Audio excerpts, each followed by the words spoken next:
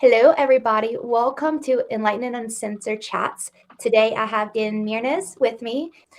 Today, we're going into sparking a new way for the new year. So, Dan is a master bodywork. So, is in level 3 of the FST. He's a shamanic practitioner, level 4 with the Incan Peruvian tradition. And he is also a men's leadership coach and mentors men's circles, and he has been doing this, like his experience is 10 plus years in the different modalities. So Dan, thank you so much for coming. Is there anything you want to say to everybody?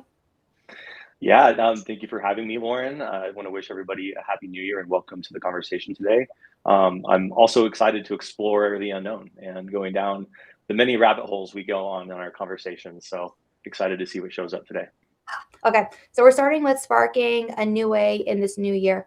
What has Mhm. come up for you so far, or like if you kind of tune on what comes up? Yeah, what comes up for me is a lot of things that come up for me this time of year. Really, it's the interest of what's going to be happening this next year, what's going to be something new I bring in, I think the cycles of setting intentions or setting goals. How am I going to change? How am I going to grow? And I found myself getting a little bit overwhelmed, to be honest with you, this year. I think it was kind of this sense of um, like pressure, and what if I don't fulfill the things I said I was going to do? Like last year, there's a couple things I didn't get done, and the judgments that come up, and just the awareness of like this excitement that ensues with wanting to pursue goals and ambitions, and then what if I fall short? And then the inner critic inside starts to eat at me, and uh, you know take away from the experience of being excited, and almost kind of bring me back into maybe a place of melancholy and being like, oh, okay, well, is it really worth pursuing these things? So it's experiencing some highs and lows, I would say. What about you? That has been so. I just sent out an email and it talked about the next 4 months and the Mhm. predictions of what's coming up the next 4 months. And Mhm. January up till like mid February, what I feel is like this mix of emotions, this mix of like still a lot of releases. Mhm. So it's like, to me, it's like having like all kind of like swirling and I don't know what I'm going to do with my life type feeling. And with what you just said, it's interesting because you're like, okay, so, the things that you set in motion, last year and like the things that you want to accomplish, I'm wondering, and because I've been feeling this way too, is are we letting go of a lot of those goals? Like, I don't feel Mhm. like I have any goals right now.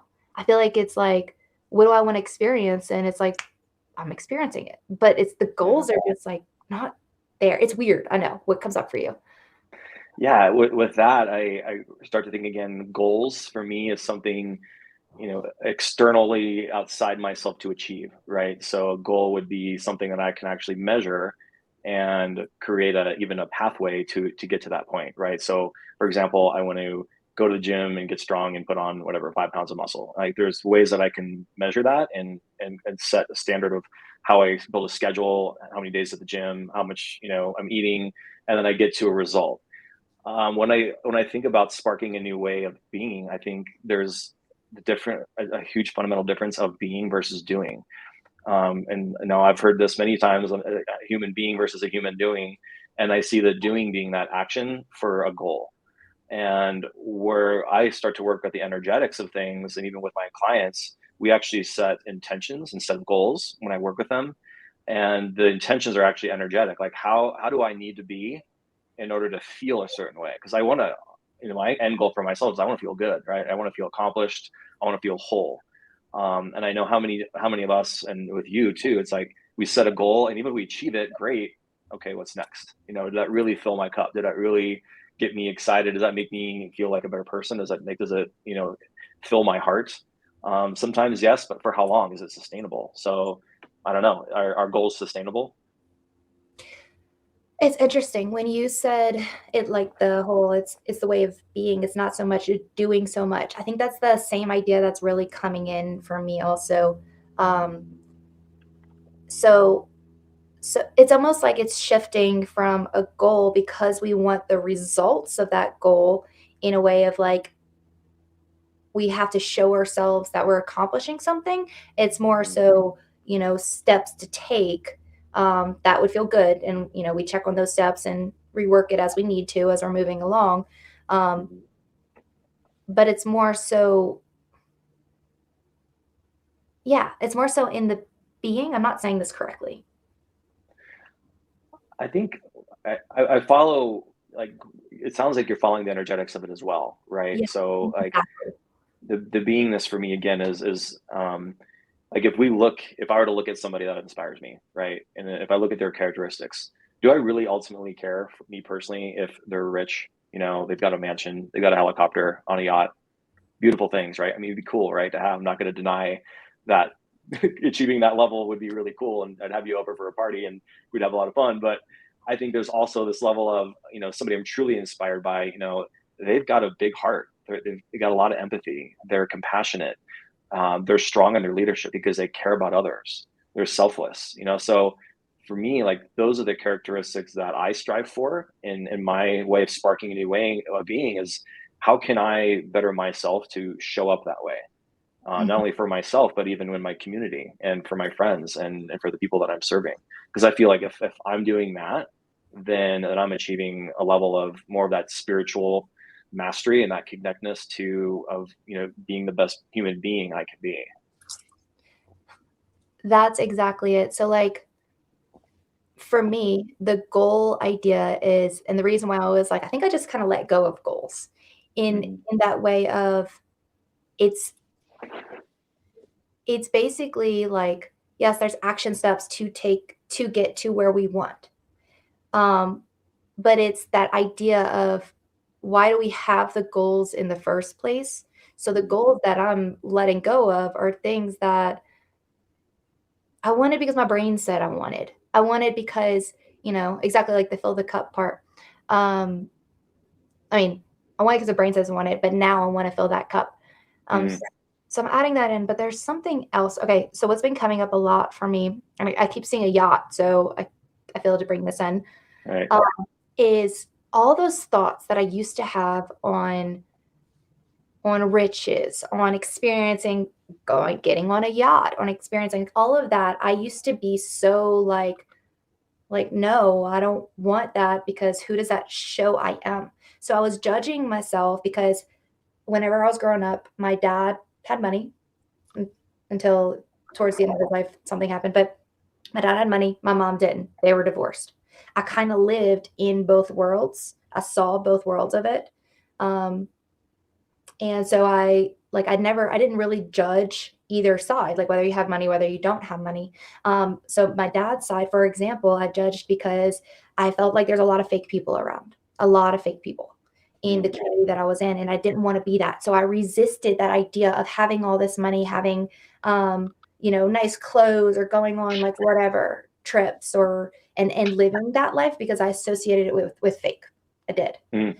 Then I had my mom's side, which was, a little bit more like, my mom, doesn't really have that much money. She's living paycheck by paycheck. She's has that struggle with money and that major lack. My dad, before before he passed away, like some years before, he didn't Mm. have, like, he wasn't worried. He would dish money out, but he knew it always came.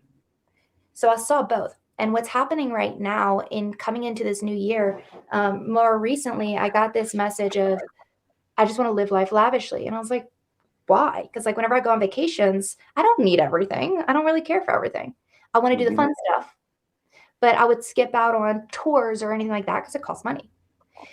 But what's been happening for me more so was, 'cause I'm starting to go on my dad's side because of abundance, Hmm. where it's more so I stopped thinking of money as inhibitory. I stopped thinking that the people who have money are fake, or trying to fill their voids with money, with things. I let go of all of that.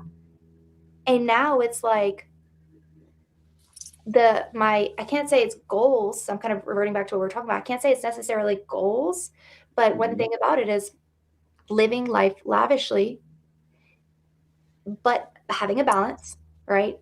Not doing it just because my head wants it, not doing it as an escape, doing it because Hmm. my heart wants to experience that. So that's kind of what's happening for me, and I can go further, but I'm going to stop. What do you feel with that? What's coming up for you?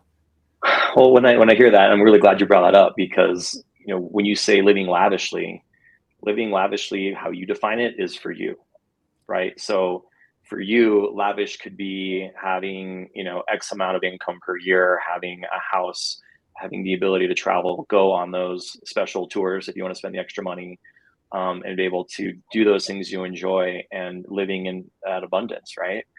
Where living lavishly for somebody else could mean it could be the mansion, it could be the yacht with the helicopter on it, all those things that are very, broad on that spectrum of, having a lot of money and wealth.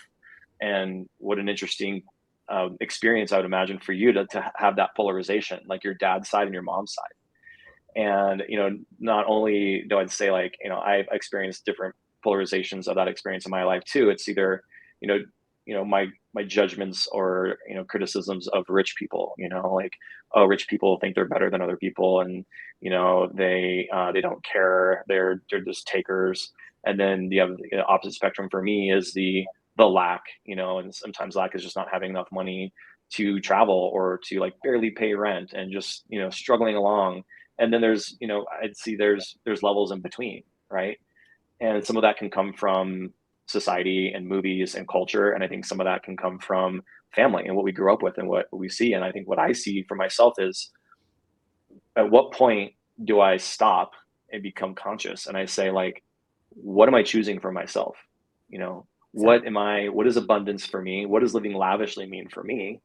That might be different from you, and it will be different from you, because when I'm also coming from a place of non-ego attachment as well, saying that in order for me to feel like I'm a success, and a lot of times the success is what I care about, what other people think, right? Like, oh, Lauren's going to think I'm cooler because I have a dope car, or I dress a certain way. And I think, I wonder how many of us tend to think, oh, in order for me to feel secure and feel accepted by others, I need to look a certain way, right? And so, and if I'm not, making the money that I want to make either, and this has happened to me in the past where I'll load up credit cards and I'll overspend what I'm even making because I want to live a certain lifestyle and appease other people. And then inside I'm suffering because I'm like, man, I'm going to pay this credit card debt.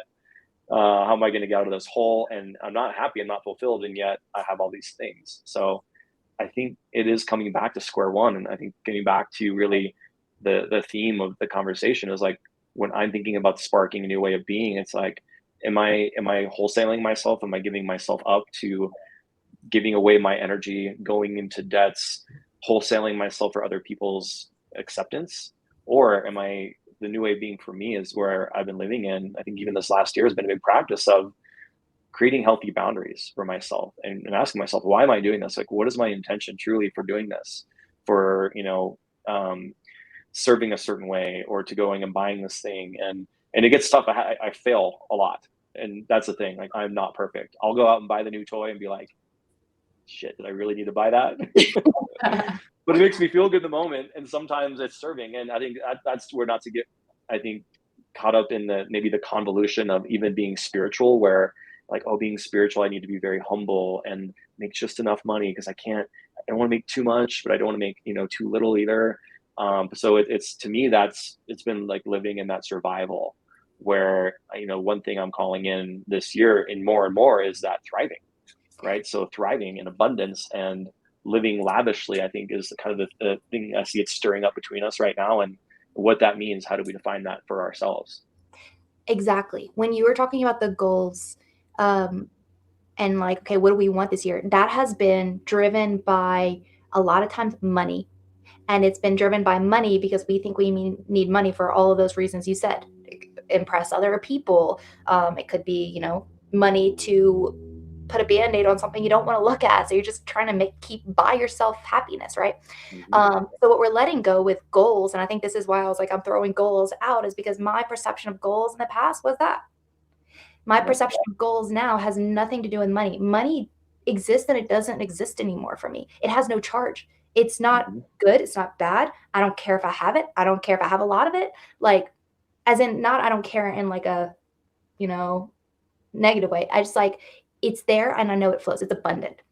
So the whole thing that you said with like the like the people, spiritual people being humble, Mm-hmm. what's happening there is when we don't get something that our heart desires, that's not humble.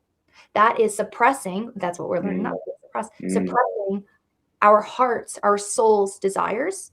Yeah. And therefore, we're actually creating more lack.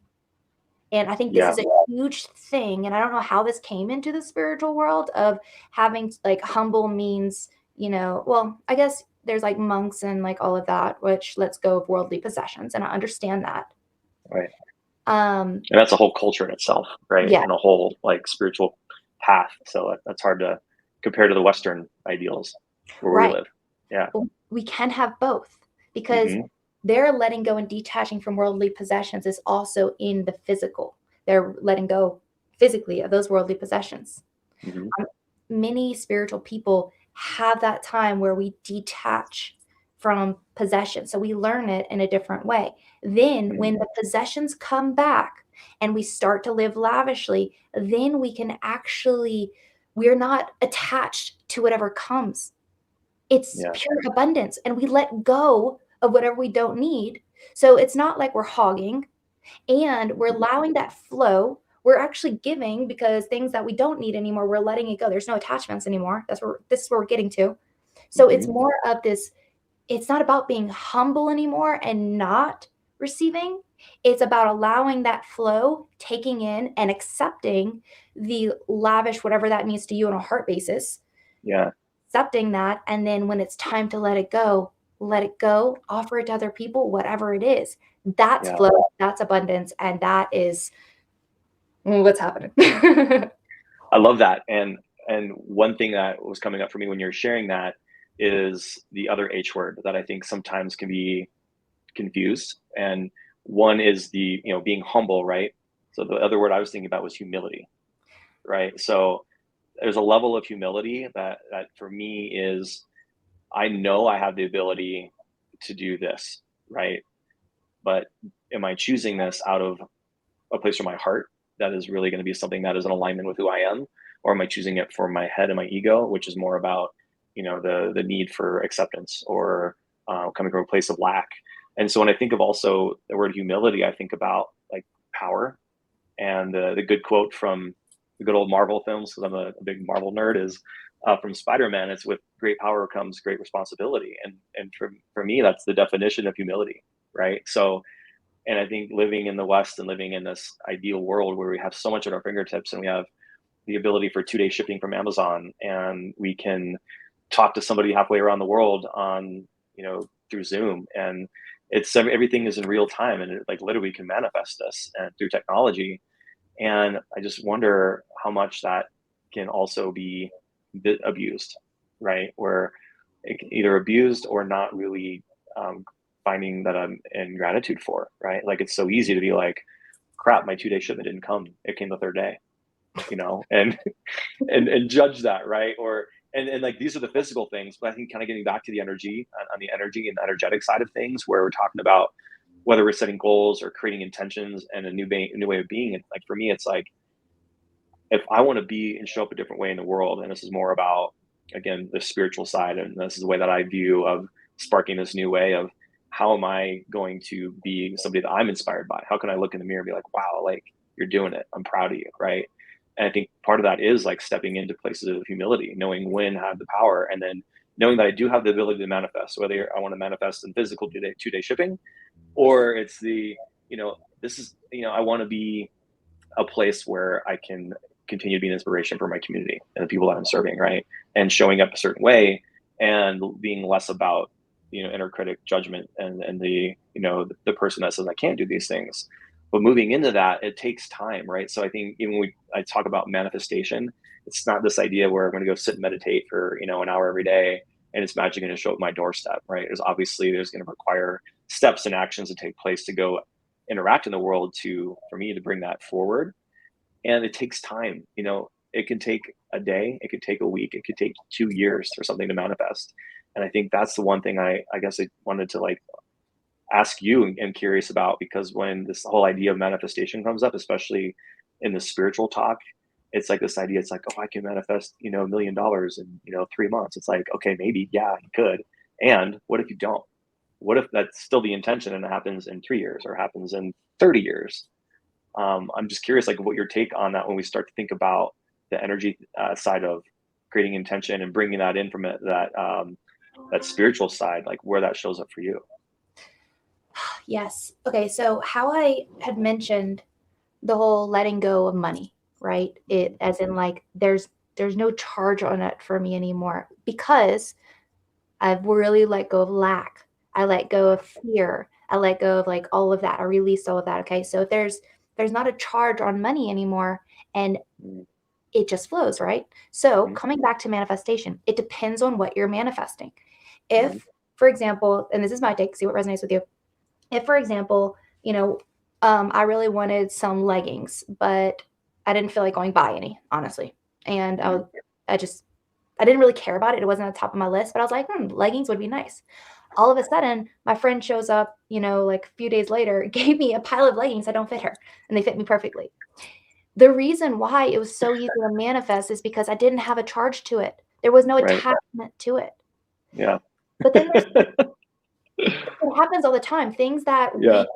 we don't have a connection to, like if it comes perfect, if it doesn't come, oh well, we don't Yeah. really care. Like we care, but we don't. When Right. it comes, those are the things that come like that. I'm It's the Yeah, go for it. I'm laughing because this happened literally yesterday. You got yoga So pants too? no, not yoga pants, but eggs. I manifested eggs. So people are who aren't watching this live and are gonna watch the replay of this. It's beginning of January. There is an egg shortage. There is a problem with getting eggs at the grocery store, right? So we have a roommate. We went and did a Costco order. They, said we don't have any eggs. I went to the store, Natural Grocers. They're completely out of eggs. So we're in the kitchen, literally having a conversation about eggs and how funny this is. And he even has a friend of his who has a farm and has an abundance of eggs, but all of her eggs are frozen too. And a lot of this is because of the cold spell happening everywhere and all the farms. So it's been, freezing weather and all the eggs are basically, non-usable. So anyway, we're having this conversation. We're like, it's kind of funny, like, man, like we're worried about eggs. So our shipment comes from Costco and we're unloading it. And there's a bag sitting on top of the order from Sprouts. And inside the Sprouts bag are 24 eggs. And we just start laughing, right? Oh my And gosh. we're like, because sometimes people misdeliver the items, and we were thinking, okay, maybe they went to Sprouts for another order, mixed it up, put that bag on top of our order. So we tried reaching out back to the person through the portal on the app, and it was already severed the connection because we wanted to return or let them know, hey, we have these eggs. So we each got a dozen eggs like that, right? Yeah, like we're manifesting so fast things we don't have attachments to. Yeah, But guess what we want to manifest? Things we do have attachments to because those are the things that we don't have right now that we believe that we need. yeah, Therefore, there's an attachment to that. yeah, So the whole idea mm, of like manifestation and say, I want to manifest $1 million, it does happen, but it right, happens more so when we let go. yeah, So putting the intention out there, but then hmm, really feeling like a whole thing. So it actually is close to time. So I'm actually not going to go into that whole process, but okay, yeah, it's with what you were asking about manifestation. Yeah, I do believe it comes like that. But if we have an mm, attachment to something, it's most likely we're creating a reason why we're not going to receive it. yeah, Because if I need it and hmm, that is fear, that or fear, lack, yeah, hmm, that fear and lack is going to push it away until we release that fear and lack. yeah. So Mm. that's my take on it. Quick take on your side of it. Yeah, one rabbit hole I wish we could have gone down a little bit more on this is we talked a lot about physical things too, right? I Mhm. think I just wonder for other people that are listening and even just for myself, it's, wanting to bring more joy. Like, how do I manifest more joy? How do I manifest more life? These are things that I can't buy with money, right? And so to be able to manifest more of that emotional side, which I think is a time that a lot of people are awakening to, as far as like human consciousness. And okay, if these physical things aren't filling that cup again, then it's joy. And how do I go out and get joy? Like You do don't. that. for free, but figuring out the ways and how to do that, right? Exactly. That is Yeah. huge, and that's something I've been working on for quite a bit now, is Yeah. you don't go find joy, you Hmm. unlock it within yourself, Yeah. and you practice feeling it in your body, fully feeling it head to toe. Hmm. And the more we practice it within our body, and we're breaking the old cycle, because we used to suppress joy because we had a belief of suffering and lack and all of that. The more Hmm. we allow joy to be in our body and practice it, because we're creating a new habit of consistently having joy, like, most days, and most times in the day, then we're creating that new habit of that. And guess what? We're going to attract it, because it's within us. We're going to attract it in the physical. Yeah. It's Boom. it's amazing what's happening right now. It really is. Hmm. Yeah, so it is time. And gosh, we have so much that we could talk about. So definitely want you back. I'd love to be back.